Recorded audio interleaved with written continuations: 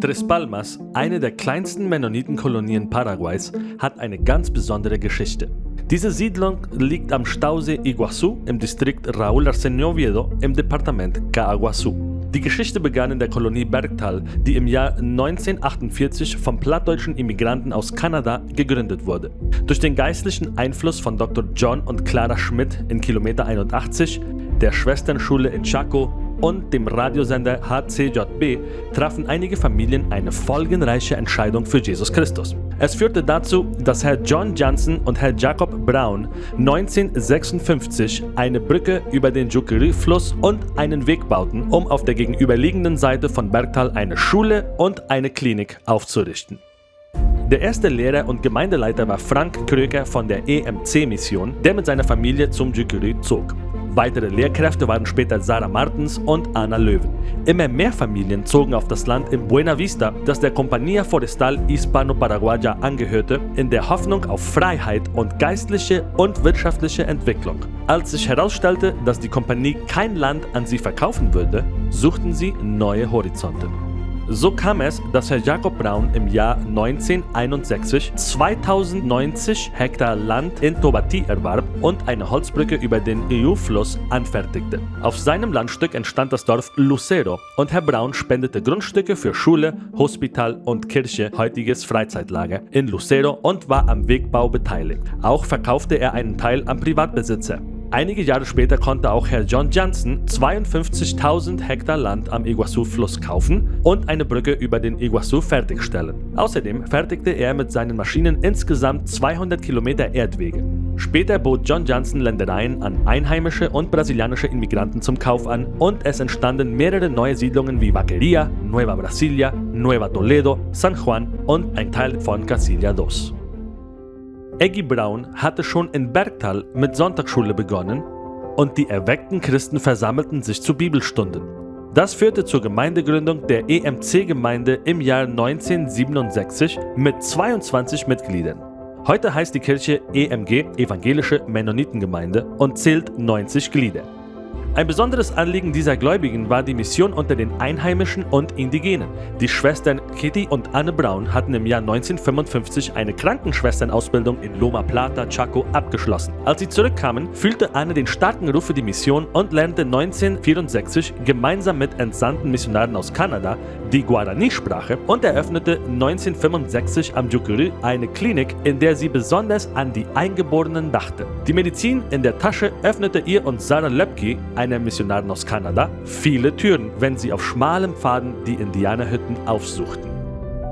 Der Holzhandel war die wichtigste Einnahmequelle jener Zeit. Die Compañía Forestal Hispano-Paraguaya, für die Herr Jacob Brown beim Juqueri arbeitete, exportierte damals schon Holzstämme nach Argentinien, die man als Floß zusammengebunden vom Juqueri in den Iguazú und weiter bis zum Paraná lotste. Nach dem Kauf der Ländereien fing man mit dem Holzgeschäft auf eigenem Boden an. Neue Wege durch den Urwald geschlagen und Arbeitgeber und Arbeitnehmer nahmen die strapaziöse Strecke von Bergtal oder Buena Vista bis zu dem neuen Landkomplex über einige Jahre auf sich. Es war schwierig, denn bei Regenwetter waren die Erdwege unpassierbar. Das führte zu der Entscheidung, Ende 1969 bis 1970 mit der ganzen Gemeinschaft von Buena Vista und Bergtal auf das neue Land zu ziehen. Für den geplanten Umzug wurden von der Gemeinde aus Hein Dück und Jake Dirksen herausgestimmt, um bei der Umsiedlung zu helfen. So wurden ungefähr 30 Wohnhäuser, Klinik, Schulgebäude und Kirche innerhalb von 3 Monaten auf selbst angefertigten Anhängern mit Traktoren einen 25 Kilometer langen, holprigen, matschigen, hügeligen und kurvigen Weg zum neuen Wohnort gezogen. Das neue Dorf wurde Lucero genannt, was Morgenstern bedeutet. Der Name symbolisierte neue Hoffnung auf ein friedliches Zusammenleben. Die Sägemühle Johnson wurde flussaufwärts bis Tobati in der Nähe des Iguazú gebracht und wieder aufgestellt. Herr John Johnson hatte einen großen Holzbetrieb und beschäftigte viele Arbeiter, die aus unterschiedlichen Kolonien ihre Arbeit suchten. So war die erste Familie, die 1965 in dem heutigen Tres Palmas ansiedelte, die Familie Abram Jans und bald darauf die Familie David Reimer. Die Familie John Friesen ließ sich 1965 als eine der ersten im Iguazú-Tal nieder. Nach und nach zogen immer mehr Leute hinzu. Die Sägemühlen und der Holzhandel, die Carpinteria-Shop von Hiebert und Janssen und die Viehzucht auf dem Sumpf schufen viele Arbeitsplätze. Das Krankenhaus in Lucero betreute jetzt alle Patienten in der neuen Umgebung. Indigene, Einheimische, Brasilianer und Mennoniten, alle ohne Ausnahme. Mehr als 1000 Babys erblickten mit Katie Brown zum ersten Mal das Licht der Welt. Auch das Ehepaar Dr. John und Clara Schmidt leistete hier bald wichtige Dienste. Trotz Krisenzeiten konnte das Hospital erhalten bleiben und erweitert werden und erfüllt bis heute einen unentbehrlichen Dienst. So werden hier jährlich ungefähr 4000 Sprechstunden abgehalten, rund 140 Geburten und 220 Operationen durchgeführt. Nach dem Umzug suchten die Missionare weiter den Kontakt zu den Guaraníes, die verstreut auf dem Land der spanischen Kompanie wohnten. Diese 40.700 Hektar, ein Bevollmächtigter war Dr. Mateo, wurden verkauft und die Indianer vielfach von Loteros, Campesinos sin Tierra, vertrieben. Deshalb kaufte die junge Gemeinde 1971 mit Hilfe der EMC aus Kanada 610 Hektar Land für die Indianer. Zuerst waren sie misstrauisch und erst als der Häuptling Reginaldo Fernández dort als erster ansiedelte, folgten auch bald die Angehörigen seiner Gruppe. Später kamen sie aus allen Richtungen, um sich hier in Santa Teresa niederzulassen. Weil es Konflikte zwischen den Sippen gab, erwarb die Gemeinde 1975 noch einmal 320 Hektar Land für die Indigenen und es entstanden insgesamt 3 Siedlungen. Die Mbu'a leben in Ubu-Ubate, als Santa Teresa bekannt, mit 610 Hektar Land, die Aba-Guarani in Tajipotu mit 96 Hektar und die Chiripa in Ubu-Ubate mit 207 Hektar Boden. Beide Landstücke wurden unter INDI 1988 und 2005 an die Gemeinschaften der Indigenen überschrieben.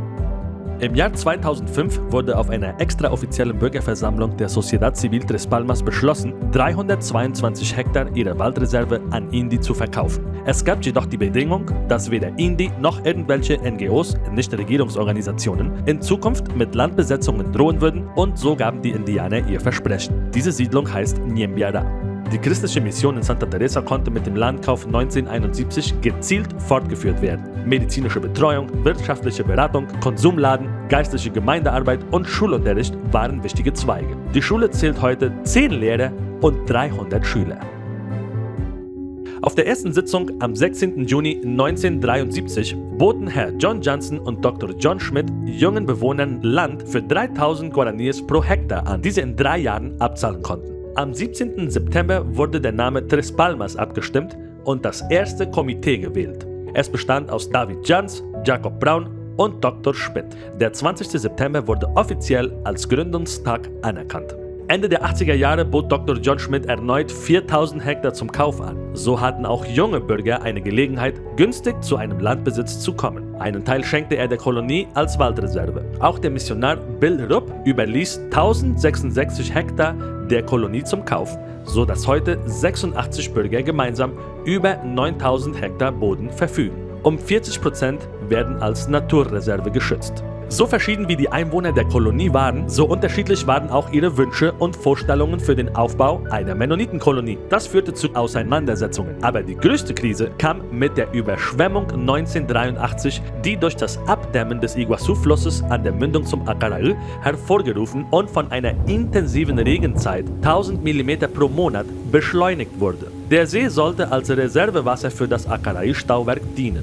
Der See überflutete das Tal und die Betriebe mussten aufgelöst werden. Die Kolonie war getrennt und es gab keinen Verbindungsweg zur Außenwelt. Eine Fähre Seewolf und Motorboote transportierten Leute, Lebensmittel, LKWs, Autos und Motorräder. Ein großer Teil der Bevölkerung sah keinen Ausweg mehr und suchte das Weite. Einige wenige, die wirklich sesshaft geworden waren, entschieden sich zu bleiben und weiter zu kämpfen. Die Schule und die Kirche wurden zum Zentrum umgesiedelt, wo die meisten Menschen lebten. Die Schüler aus Lucero fuhren jeden Morgen bei Nacht und Nebel mit dem Motorboot über den See. Manchmal war der See Freund, wenn man ihn für Freizeitaktivitäten nutzte, aber meistens war er Feind, der den Fortschritt hemmte. Man arbeitete so gut es ging an den neuen Wegen, die aber weit und umständlich waren. Von Tres Palmas bis Lucero musste man nun 27 Kilometer durch Panambi zurücklegen und bis Campo Nueve war es ein 60 Kilometer langer Erdweg, der unterhalten werden musste. Durch Ausdauer, harte Arbeit und Gottes Hilfe konnte die Krise nach und nach überwunden werden. Durch die Initiative einiger Unternehmer wurde 1992 bis 1994 nördlich des Iguazu-Flusses eine neue Verbindungsstraße durch den Camp gebaut. Herr Jacob Braun opferte das Land vom Iguazu bis zum Iu für den Weg und Walter Braun startete gemeinsam mit David und Andreas Funk diese Initiative. Durch Unterstützung der Gobernación mit Mario Soto Estigarribia, der einige Maschinen zur Verfügung stellte, durch Privatleute wie Herr John Jansen, durch den Intendente von Raúl Arsenio Oviedo, Amancio Cantero und später sein Nachfolger Nicanor Franco und Dr. Mateo, konnte man in 2 Jahren einen neuen Weg und 2 Brücken von Tres Palmas bis Raúl Oviedo bauen. Dadurch konnte die verlassene Stadt Raúl Arsenio Oviedo das Zentrum des Distrikts bleiben und die Kolonie Tres Palmas erhielt bald darauf den Andestrom, der sehr zur ökonomischen Entwicklung beitrug. Mit dem Bau einer Molkerei 1987 wollte man den Bauern in der Krisenzeit eine Existenz sichern, aber dieses Projekt scheiterte an schlechten Wegen und fehlender Infrastruktur. Es gibt aber heute Bürger, die ihre Milch an Lactolanda liefern. Das Gebäude diente später als Konsumladen und wurde weiter Malcharí genannt. Er konnte von 2021 bis 2022 durch die Kolonie aufs Doppelte vergrößert und in einen modernen Supermercado Tres Palmas umgewandelt werden. Tres Palmas hat 86 Bürger, die mit ihren Familien rund 200 Personen zählen. Die gesamte Einwohnerzahl ist rund 350. Dank der Landwirtschaft, Viehzucht, Milchproduktion und vielfältigen Dienstleistungen werden insgesamt 400 Arbeiter aus der umliegenden Region beschäftigt. Die Schule in Lucero entwickelte sich und die Schülerzahl stieg bis 1983 ständig, so dass sie vor der Flut über 80 Schüler zählte. Danach sank die Schülerzahl auf knapp 30 Lernende. Ende 1983 wurde der Unterricht im aktuellen Radiohaus zu Ende geführt und seit 1984 steht die Schule auf dem heutigen Schulgelände, das von Herrn Jansen gespendet wurde. Die Schule wurde staatlich anerkannt, immer wieder erweitert und im Jahr 2013 konnte die erste Schülergruppe die 12. Klasse am Colegio Privado Tres Palmas abschließen. Seit 1996 ist auch das DSD, Deutsches Sprachdiplom, Pflicht. Es werden 4 Sprachen unterrichtet: Spanisch, Deutsch, Guarani und Englisch. Sehr wichtig ist die integrale Erziehung nach biblischen Werten wie Respekt, Verantwortung, Disziplin, Aufrichtigkeit und Pünktlichkeit. Im Jahr 2023 zählt die Schule 150 Schülerinnen und Schüler und 20 Lehrkräfte. Als die Schule zum Zentrum umgesiedelt wurde, blieb das leere Gelände zurück. Da hatten Leute aus der Gemeinde Division ein Freizeitlager in Lucero einzurichten. Im Jahr 1986 organisierten Gemeindeleiter Herbert Siemens gemeinsam mit dem Jans-Team und dem Redner Marvin Thiessen die ersten interkolonialen Freizeiten. Bis heute sind diese christlichen Camps für tausende Teilnehmer und hunderte Mitarbeiter zum großen Segen geworden. Die Vision von einem christlichen Radiosender begann schon im Jucurú, konnte aber erst viel später Realität werden. 1998 erhielt man die Lizenz und heute strahlt Radio Mensajero die frohe Botschaft in 5 verschiedenen Sprachen aus. Die Trägergemeinden sind die EMG Tres Palmas, die Gemeinde Neues Leben aus Bergtal und die EMG Sommerfeld. Kein Fortschritt ohne Wandel. Das merkt man auch in Tres Palmas. Dank dem Wegbauministerium MEOPC und dem unermüdlichen Einsatz des damaligen Bürgermeisters Eddie Neufeld konnten vom Jahr 2013 bis 2020 viele Wege verbessert und wichtige Verbindungsstraßen bis Campo Nueve, nach Nueva Toledo und Casilla 2 asphaltiert werden. Diese Veränderung erleichtert die wirtschaftlichen und sozialen Aktivitäten der Einwohner. Das Altenheim ist eine komfortable Einrichtung der Kolonie für die ältere Generation, die hier seit dem Jahr 2015 liebevoll betreut wird.